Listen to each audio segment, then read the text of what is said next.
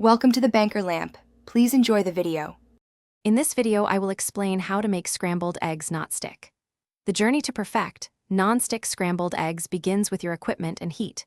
Always start with a good quality non-stick pan, ideally 8 to 10 inches in diameter, to ensure even heat distribution.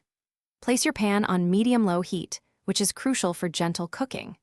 Then, add about 1 tablespoon of butter or oil to the cold pan, allowing it to melt slowly as the pan warms up. Next, let's talk about your ingredients and preparation. For a single serving, 2 to 3 large eggs are usually perfect. Whisk your eggs vigorously for at least 30 seconds until they are light and slightly frothy. This incorporates air for a fluffier texture. For extra creaminess and to help prevent sticking, consider adding about 1 tablespoon of milk or cream for every 2 eggs you are using. This simple addition makes a big difference. Now for the cooking itself. Once your pan is warm and the butter is melted, pour in your thoroughly whisked eggs. The key here is continuous, gentle stirring. Use a rubber spatula to scrape the bottom and sides of the pan, folding the eggs over themselves. This prevents them from setting too quickly and sticking.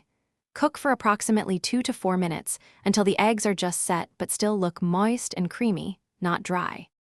To achieve the perfect finish, remove your scrambled eggs from the heat just before they reach your desired doneness. They will continue to cook slightly from residual heat, ensuring they remain wonderfully creamy and never dry. Serve them immediately to savor their delicate texture.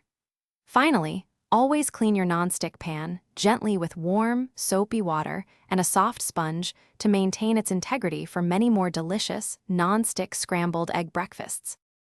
Thanks for watching. If this was helpful, leave a like and consider subscribing. See you next time.